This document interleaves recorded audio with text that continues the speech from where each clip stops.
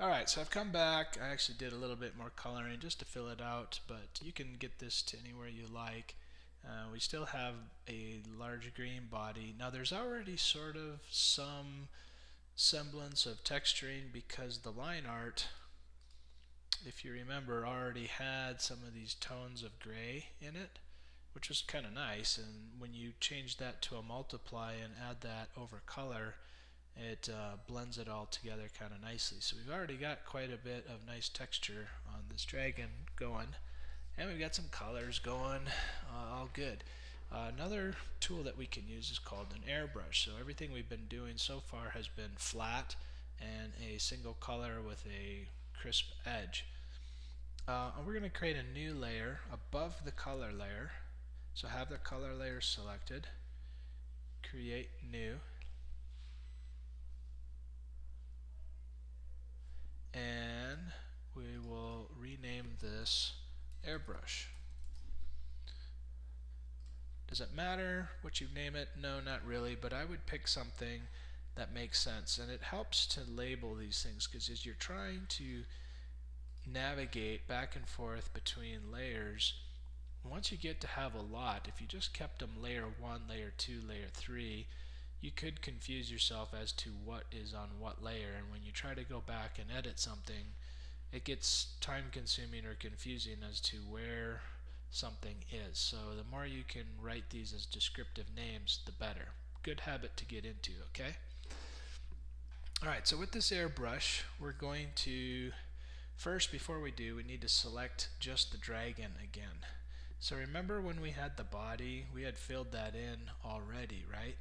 So with the body layer selected, I can come back up to my magic wand and just click anywhere and I get the whole body again. So that's kind of nice. Now in this case it missed this bit of green over here. There we go. So just kind of double check, make sure everything is selected. And it'll probably only select things if they're all together. If there are gaps between the art, then it won't. Notice it's not picking up this elbow, and that's because I actually had erased the green that was behind the blue. Same with parts of the fur that are around the mouth. In some cases I didn't erase all of it, so just parts of it. But now I have everything inside the dragon, and now I can come back up to my airbrush tool. And maybe, let's see, we'll call this the shadowing. Now this one already has some shadowing. Now if I wanted to, I could select black or something pretty dark, all zeros, and then I come over here to my pencil tool, and if I click and hold, I can change it to a brush tool. And maybe that's what you originally had when you started. Now this size is a little big. I'll drop this down to maybe, let's try 20 pixels. That looks good. And then I come over to my airbrush tool, and what I can do is start painting and making things dark. Now maybe I like this, maybe I don't. We'll see. Now right now it's making it really, really, really dark. And that was probably too much airbrush. So a couple things I could do. I could keep it dark, or up here in the airbrush I can change the opacity and the flow. This is kind of like working with an airbrush. So if I set my, like notice if I do an airbrush now, you instantly get that much of a brush. If I change the flow down to 10%, now I have to click it quite a few times before it comes up. Okay? Now I'm going to go ahead and erase all of that.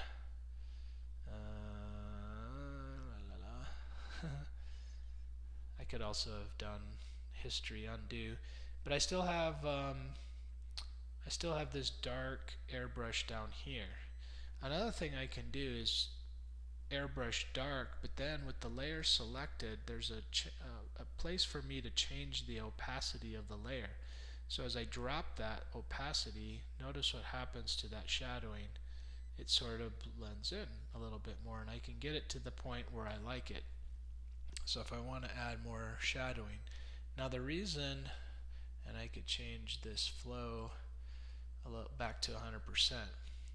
Now the reason why I am doing it like this with the selection is by having it selected, I don't paint outside the lines. That's kind of cool. So it's sort of, if you are a person who ever has airbrushed with a real airbrush tool, a lot of times you cut masks as to where you want to have crisp edges so that the spray doesn't go and it sticks to the shape of your mask, and that allows you to get pretty precise. So that would be the black, and maybe I'll do just a little bit up here. And again, if I wanted to, I can come back to the eraser tool, also make it a brush tool, make it a little bit bigger, and let's say I wanted to come in and erase as if it was an airbrush. Now that's crazy, huh? So it erases as if it was an airbrush tool. So if I thought maybe I went a little too far, I could take some of that back. Alright, so that's one airbrush. Another way I create another layer, and this one I'll call highlight. And this time I'll pick a very bright yellow as I can make it, I guess. And now I come and I create another one, and then, oops, let's see, did I do this right? Flow, color, yellow.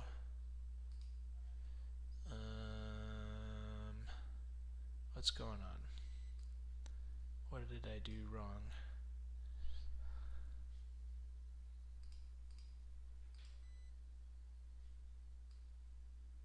Interesting that I'm not getting that to fill. Let me, let's see. I had yellow. Oh, I still had this set on the eraser tool. So there you go. Even the instructor still makes the mistake. Everything was on eraser, so I had a blank layer, and I was just erasing more and more. So I gotta make sure I'm on the right tool. Alright, so now I'm on the right tool. Now I can pick yellow. Man, so and when you do this enough, that's gonna happen to you too. So, alright, so I can maybe go a little smaller on the size, and now I get just a little bit more flare, and now you can kind of see where this starts getting a little bit more painterly instead of just all flat colors if you didn't want it.